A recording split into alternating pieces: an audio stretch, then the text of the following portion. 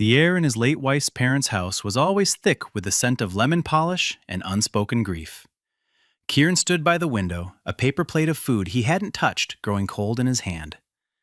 It was the third anniversary of Lena's passing, a day that felt less like a memorial and more like a performance of sorrow he was expected to stage. He watched his daughter Amara, her beaded braids clicking softly as she showed her grandmother a drawing of a lopsided butterfly.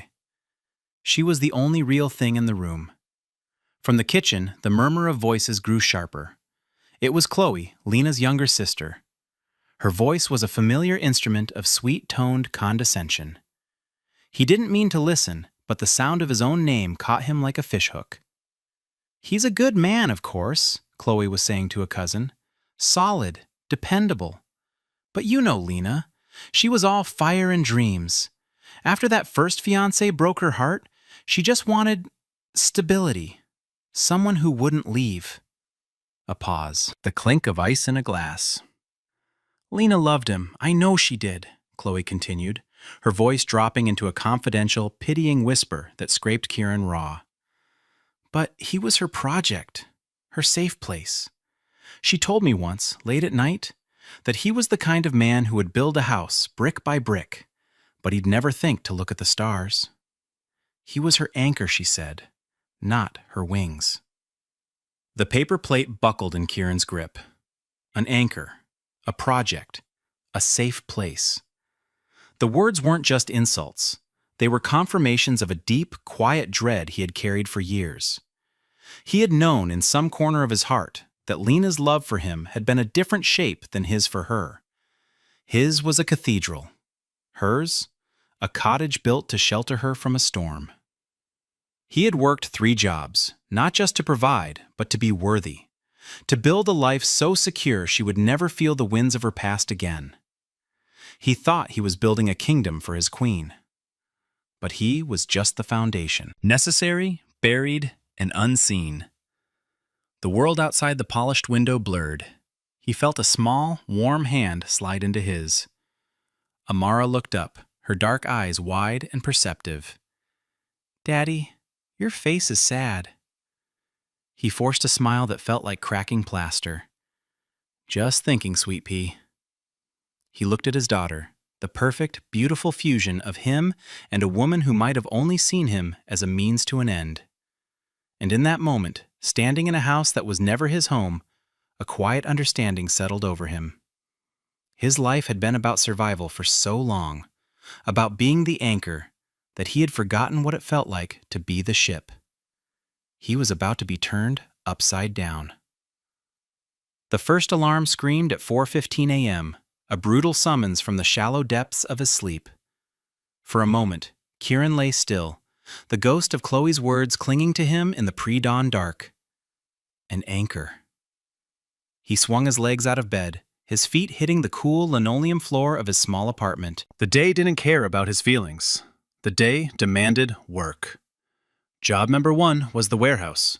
He was a logistics supervisor, a title that sounded grander than the reality of managing inventory, placating overworked drivers, and the constant, bone-deep weariness that came from being on his feet for 10 hours. He moved through the cavernous space, the smell of cardboard and diesel fumes his constant companion. He was good at his job, efficient, respected, quiet. He solved problems with a calm that unnerved his superiors and earned the trust of the men on the floor. He was solid, dependable. The words echoed in the cavernous space. By 5 o'clock, he was punching out, but his day was far from over.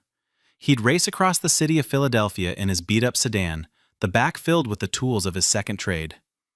Job number 2 was freelance handyman work. Leaky faucets, flickering lights, shelves that needed hanging. He moved through other people's homes like a ghost, fixing the small things that were broken, his dark, calloused hands gentle and sure. He liked the quiet solitude of it, the simple satisfaction of making something right. It paid for Amara's ballet lessons and the good crayons she liked, the ones with the sharp tips. Most weeknights, he was home by 8, just in time to cook a simple dinner, braid Amara's beautiful coils for the next day, and read her a story until her breathing deepened into sleep. Those were the hours that fueled him, the quiet, domestic rhythm that gave the relentless work its meaning. He would sit in the dim light of her butterfly-shaped nightlight, watching her sleep, her small chest rising and falling, and the exhaustion would recede, replaced by a fierce, protective love that was the truest thing in his life. But on weekends, there was job number 3, delivering groceries for a gig app. Long hours spent in his car, navigating city traffic, carrying bags up flights of stairs. It was the job he hated most, the one that felt most anonymous, but it was the one that was slowly, painstakingly, building a savings account, an escape hatch, a future for Amara that was wider than the 4 walls of their apartment in their historically black neighborhood. His life was a carefully constructed machine of labor and love. He took pride in his ability to provide, to protect, to be the unshakable center of his daughter's world. But since hearing Chloe's words, a hairline crack had appeared in the structure. He looked in the mirror and saw not a devoted father, but a fool. A man who had poured everything he was into a vessel that was never meant to hold him. He had been so focused on being Lena's anchor, he hadn't realized he was drowning. He smoothed down his pressed but worn work shirt. He took care with his appearance. His short, natural hair was always neatly trimmed, his boots always clean. It was a small act of dignity in a life that often felt stripped of it. He was more than his labor. He was more than a function. He just needed someone to see it. Miles away, in a tower of glass and steel that pierced the Philadelphia skyline, Naima Vance saw everything and felt nothing. From her corner office on the 40th floor, the city was a silent, glittering map. She was the CEO of a multi-billion-dollar tech conglomerate, a title she had earned with a ferocious intelligence and a work ethic that bordered on self-punishment. Her deep brown skin was luminous even in the harsh fluorescent light of the boardroom, and her natural hair was styled in elegant, intricate locks that were a quiet statement of her identity in a world of corporate conformity. She commanded rooms with a stillness that was more powerful than any man's shout. Her sentences were precise, her logic unassailable. She was a force. A success story. A black woman who had shattered every ceiling placed above her, and she was profoundly, achingly alone. Her days were a blur of meetings, data analysis, and strategic decisions that affected thousands of lives. She moved through them with a curated grace, her tailored suits a form of armor. People didn't see her, they saw her position. They saw profit margins, power, and opportunity. They wanted her time, her approval, her resources. No one ever asked how she was. Her evenings were the starkest reflection of her life. She would return to a sprawling penthouse apartment that looked like it belonged in a magazine. It was a monument to success, filled with minimalist art and designer furniture, but it held no warmth. It was a space, not a home. Dinner was often a perfectly balanced but tasteless meal delivery box, eaten while scrolling through more work emails on her laptop. The silence in the apartment was absolute, broken only by the hum of the city far below. Her backstory wound was not one of tragedy, but of 1,000 tiny cuts. Her parents, both respected academics, had loved her achievements, not her spirit. Affection was transactional. Praise was conditional. She had been engaged once to a charismatic entrepreneur who, she later discovered, had been more in love with the idea of a merger between their 2 dynasties than with the woman herself. He spoke of their future as if it were a quarterly earnings report. When she broke it off, he hadn't seemed heartbroken, merely inconvenienced. She had built walls so high and so thick that no one could hurt her. But she had also locked herself inside. She had every trapping of a successful life, but none of its substance. She had forgotten the feeling of a genuine, uncalculated laugh. She couldn't remember the last time someone had touched her with simple affection, a hand on her arm that wasn't meant to guide her toward a photo opportunity. She looked out at the glittering city, a kingdom she had conquered, and felt like a ghost haunting her own life. She yearned for something real, something authentic, but she no longer knew where to find it, or if she would even recognize it if she did. The storm broke over the city with a sudden, violent fury. It was the kind of rain that seemed to want to wash the world away. Naima was driving, her mind still churning from a hostile board meeting where her latest acquisition was being picked apart by vultures in suits. She had taken a wrong turn somewhere in the maze of unfamiliar streets, trying to find a shortcut home, trying to outrun the tension coiling in her shoulders. Then came the sickening thud and the violent shudder of the car pulling hard to the right. A blown tire. She wrestled the luxury sedan to the curb, the engine dying as she brought it to a stop in a dimly lit, narrow street. Rain hammered against the windshield, blurring the world into a watercolor of bleeding neon and deep shadow. She tried her phone. 1% battery. It died in her hand. A wave of cold anxiety washed over her, something she hadn't felt in years. She was Naima Vance. She did not get stranded. She did not lose control. Yet here she was, trapped in a metal box, wearing a $4,000 suit, utterly helpless. Headlights swept across her car, and a battered sedan pulled up behind her. A man got out. He was tall, broad-shouldered, his dark skin slick with rain. He wore work boots and a simple jacket, and he carried a heavy-looking tool bag. For a terrifying second, her carefully curated world of security guards and private drivers evaporated, leaving only the primal fear of a woman alone in the dark. He approached her window slowly, keeping a respectful distance. He didn't peer in, just stood with his hands visible. He had a kind face, she noticed, lined with a weariness that seemed etched into his very bones. He raised his voice to be heard over the deluge. "You okay in there? Looks like you've got a flat." His voice was calm, grounded, not threatening. She rolled the window down a crack, the scent of rain and wet asphalt filling the car. "Yes, my tire. It's blown." "I can see that," he said, a hint of a gentle smile in his tone. He gestured with his head. "The spare on this model is tricky if you don't know the mechanism, and this is no weather to be learning. My place is just there, at the end of the block. You can wait inside in the warm and call a car service. The streets are probably starting to flood anyway." Her mind, trained to assess risk and calculate outcomes, screamed at her not to trust him, to stay in the locked car. But something in his eyes, a quiet, straightforward decency, cut through the noise. He wasn't looking at her expensive car or her tailored clothes. He was looking at a person stuck in the rain. She made a decision based on something other than logic. She made it based on instinct. "Okay," she said, her voice smaller than she intended. He just nodded. "I'm Kieran, by the way."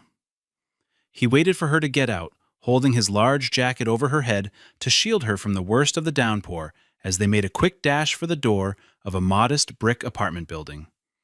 The gesture was so simple, so unexpectedly chivalrous, it left her momentarily speechless. He unlocked the door and led her into a small, warm, and blessedly dry hallway. And from that moment, the carefully constructed world of Naima Vance began to crumble. The apartment was small, but it was alive. The air smelled of cinnamon and something savory simmering on the stove. The walls were covered in a chaotic, joyful gallery of a child's artwork.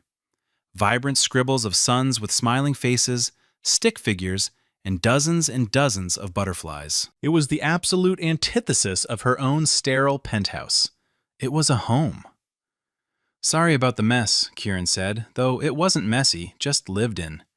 "My daughter's a budding artist." He took her soaked jacket and hung it on a hook by the door.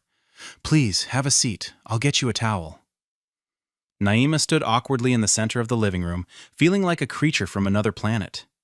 Her silk blouse was damp, her expensive leather shoes were ruined. A small girl with her hair in beautiful coils and bright, curious eyes peeked out from a doorway.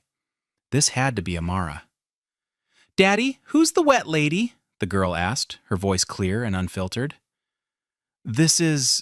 I'm sorry, I didn't get your name," Kieran said, returning with a fluffy towel. "Naima," she managed to say. "This is Naima," he told his daughter. "Her car had some trouble. She's going to wait with us for a little while." Amara stepped forward, her gaze unnervingly direct. She tilted her head. "Why are your eyes sad?" Naima was floored. No adult had ever asked her that. They asked about market projections and growth strategies. A 6-year-old girl had seen straight through the armor to the lonely woman inside. "I'm just tired," Naima deflected. But the girl's perception had already found its mark. Kieran handed Naima a steaming mug. "Ginger tea," he said. My late wife, used to say it could solve almost anything." The mention of his wife was quiet, a soft note of sorrow in his calm voice. Naima took the mug, the warmth seeping into her frozen hands. She sat on the edge of the slightly worn sofa, and as the simple, unconditional kindness of the moment washed over her, a dry towel, a warm drink, shelter from a storm, offered by a stranger who wanted nothing in return, something inside her broke. A single hot tear escaped and traced a path down her cheek. Then another. She turned her head away, mortified, but Kieran had already seen. He didn't say a word. He just placed a box of tissues on the coffee table beside her and went to check on the dinner, giving her the dignity of a moment to compose herself. The next morning, Naima sent a courier to his address with a check for an amount that would have been life-changing for him. It was her way of restoring the transactional balance of her world.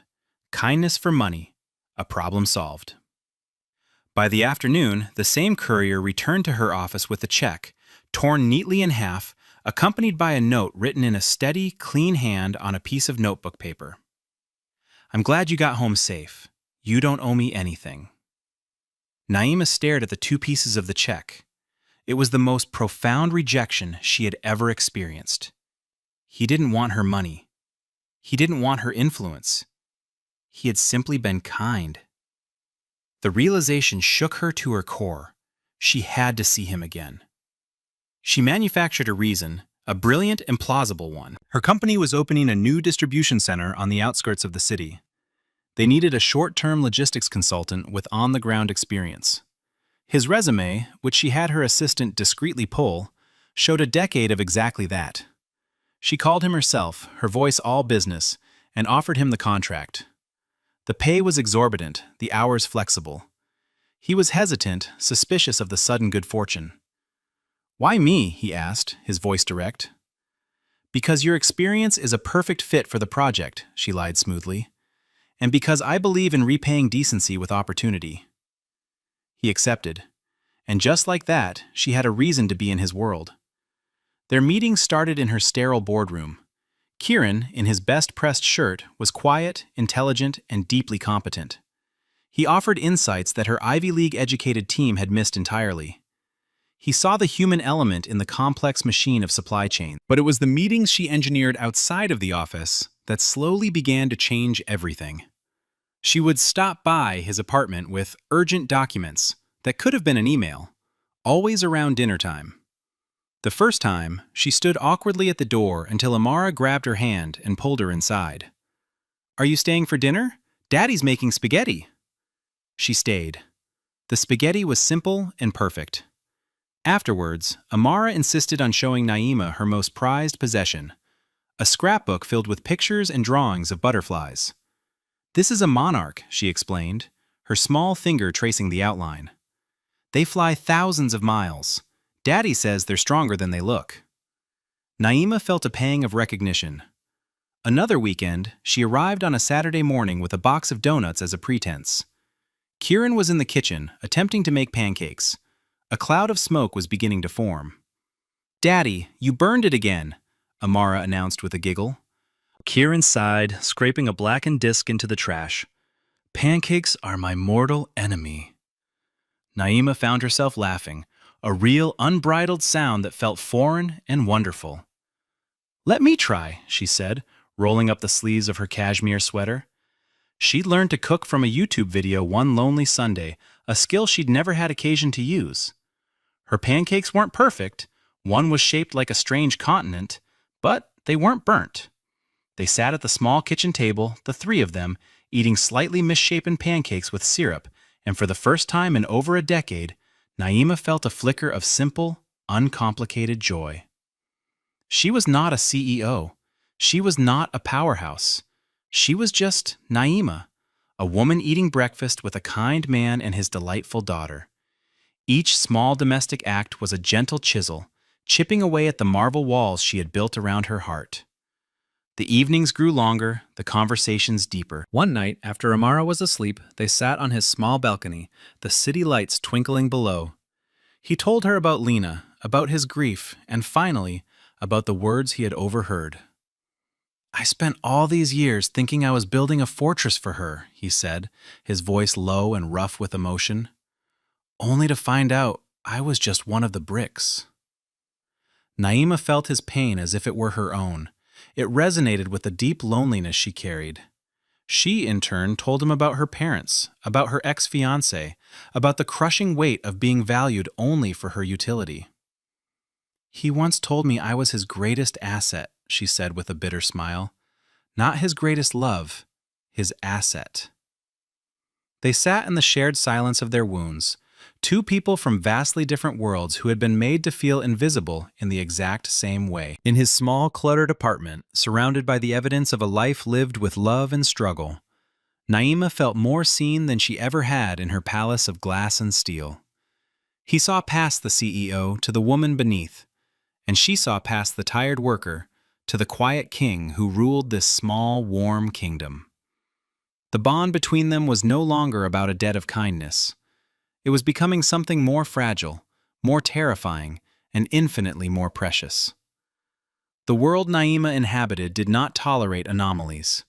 A multi-billionaire CEO spending her evenings in a working-class neighborhood in West Philadelphia was an anomaly it could not process. Marcus Thorne, a slick and ambitious board member who had long coveted her position, was the first to weaponize it. He was a man who saw connection only as leverage and kindness as a fatal weakness. He hired a private investigator. The grainy photos that surfaced on a notorious financial gossip blog were damning in their ambiguity. Naima, laughing on a sun-drenched Saturday, a smudge of flour on her cheek, standing on the porch of a modest apartment building. Naima, carrying a bag of groceries into the same building late one evening.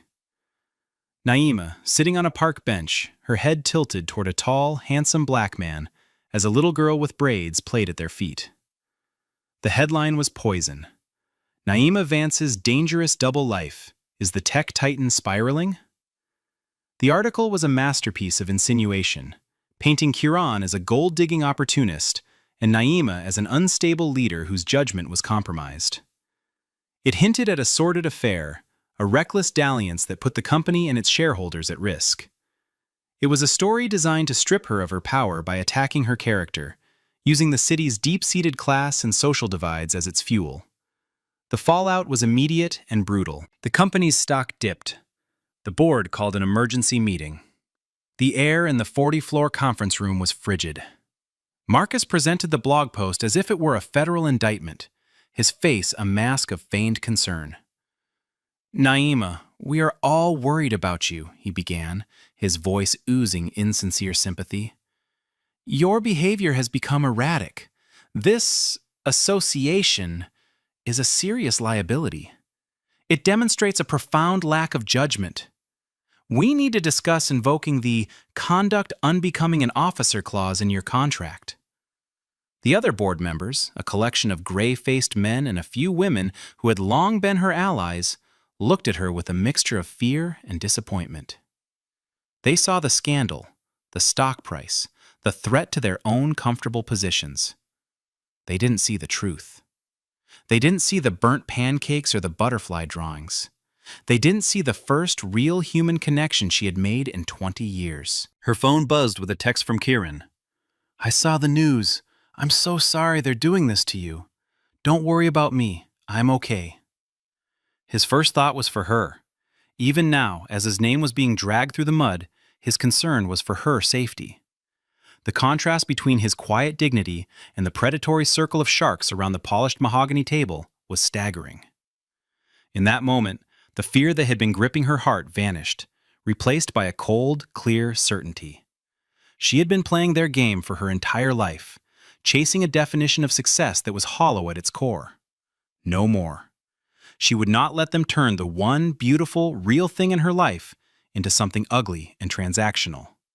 She would not let them win. Naima stood, her posture radiating a calm authority that silenced the room. She looked at each board member, her gaze lingering on Marcus, whose smirk faltered under her direct scrutiny. "Thank you for your concern, Marcus," she began, her voice even and clear, devoid of the emotion they expected. "You are right. My behavior has changed. For years, I have lived and breathed for this company.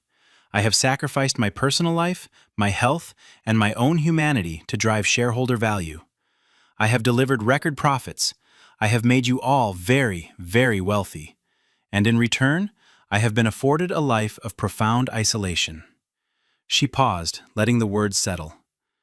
"A few weeks ago, my car broke down in a storm. My phone was dead. I was a woman, alone and vulnerable.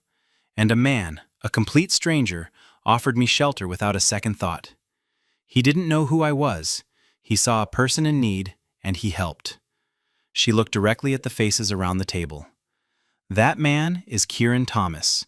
He works 3 jobs to provide for his daughter. He is a man of more integrity, decency, and quiet strength than anyone in this room. He has reminded me what actual value is. It is not measured in stock prices or market caps. It is measured in kindness, in compassion, in the courage to care for another human being without asking, 'What's in it for me?'" Her voice grew stronger, imbued with a passion they had never heard from her. "You see the pictures in that disgusting blog post, and you see a liability, a scandal. I see the first moments of genuine happiness I have felt in my adult life. I see a man who saw me, not my title. I see a little girl who taught me that a butterfly is a symbol of change, and that burnt pancakes can be the most delicious meal in the world." She walked to the head of the table and placed her hands flat upon its gleaming surface. "For years I have allowed this company, and all of you, to define my worth. I have chased a version of success that nearly cost me my soul. I will not let you take this from me. If my association with a good, honorable man and his child is conduct unbecoming of your CEO, then it is clear I am no longer fit for the position." With a steady hand, she slid her security badge and a signed letter of resignation across the table toward the chairman. "Because I am choosing a life of value over a life of valuation. My resignation is effective immediately." A stunned, absolute silence descended upon the room. Marcus looked utterly poleaxed. He had expected a defense, a denial, a plea. He had never anticipated an abdication. Before anyone could speak, a new voice cut through the tension. It belonged to Eleanor Vance, an older black woman who had been on the board for decades and had been Naima's silent mentor. "This is the most ridiculous thing I have ever witnessed," Eleanor said, her voice rich with authority. "Naima Vance has given this company her entire life. She has just demonstrated more leadership and integrity in that speech than Marcus Thorne has in his entire career. We are not accepting this resignation. We are, however, opening an immediate inquiry into Mr. Thorne's attempts to deliberately sabotage a fellow officer of this corporation." The tide had turned. The sharks, smelling new blood in the water, turned on Marcus.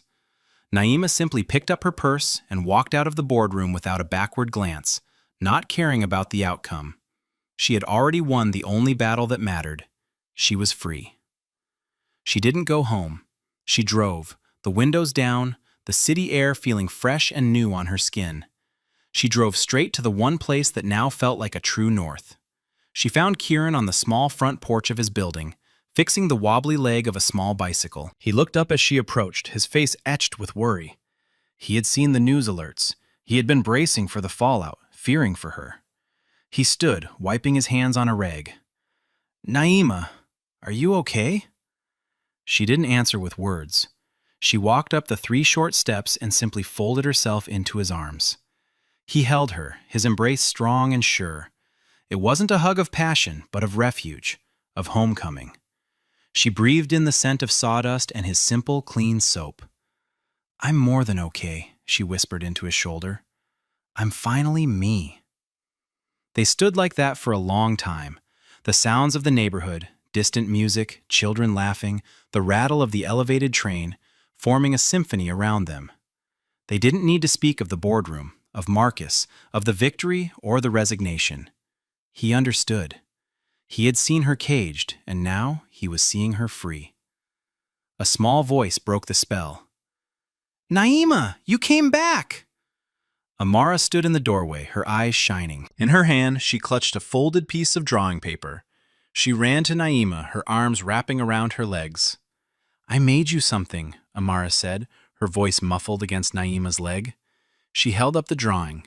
It was wrinkled and creased, clearly the product of intense concentration and love. Naima knelt down, her knees pressing into the worn wood of the porch, so she was eye level with the little girl. She took the drawing with hands that trembled slightly. She unfolded it carefully. On the page were 3 stick figures drawn in bold crayon. On the left, a tall figure in blue with short, curly black hair. In the middle, a small figure in a bright yellow dress, her hair in 2 puffy buns with beads on the ends. And on the right, a figure in a green dress, her hair drawn as long, elegant lines. All 3 figures had been colored in with the same rich brown crayon. Their stick figure hands were linked. Above them, a magnificent butterfly with wings of every color in the box soared against a bright blue sky. "That's my daddy," Amara said, pointing a small, determined finger at the tall figure. "He's the tallest 'cause he can reach the top shelf. That's me.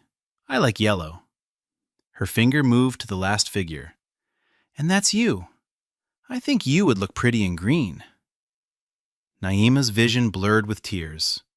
Her heart, which she had guarded for so long, felt like it was expanding in her chest, pushing out all the old pain and loneliness. Amara's finger gently traced the connected hands of the 3 figures. "See?" she whispered, as if sharing the most important secret in the world. "It's our family now." A sob escaped Naima's lips, a sound of pure, unadulterated catharsis. She pulled Amara into a fierce, gentle hug, burying her face in the child's soft hair. Over Amara's shoulder, her tear-filled eyes met Kieran's. He was smiling, a real, unguarded smile that lit up his entire face, chasing away the lines of exhaustion around his eyes. In his gaze, she saw not gratitude or surprise, but a deep, profound recognition. He was being seen. She was being seen. They were being seen, together, through the clear, honest eyes of a child. 6 months later, the golden light of late afternoon spilled over a vibrant community garden. The air was sweet with the scent of turned earth and blooming lavender.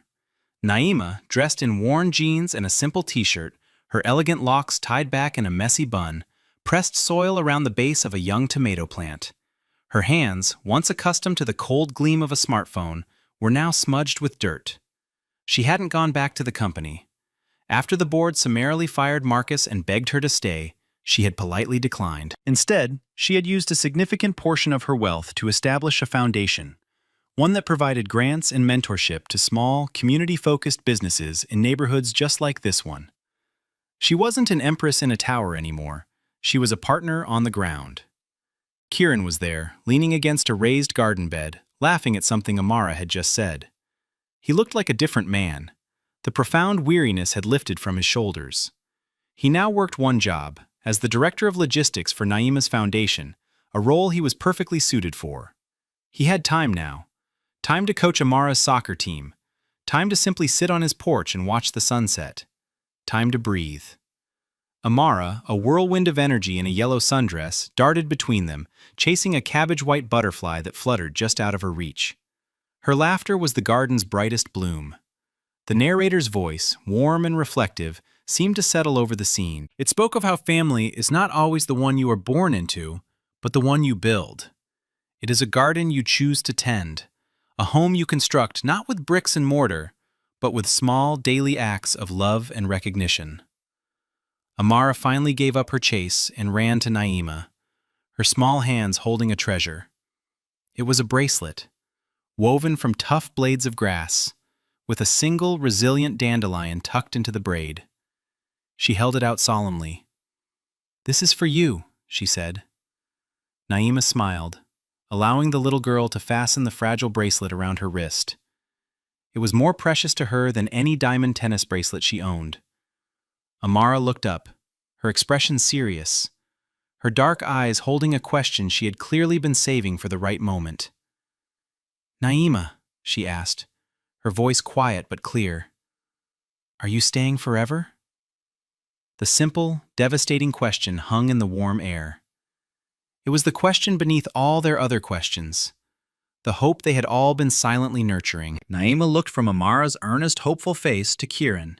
He had pushed himself off the garden bed and was watching her, his heart in his eyes. He didn't speak, but his gaze asked the very same thing.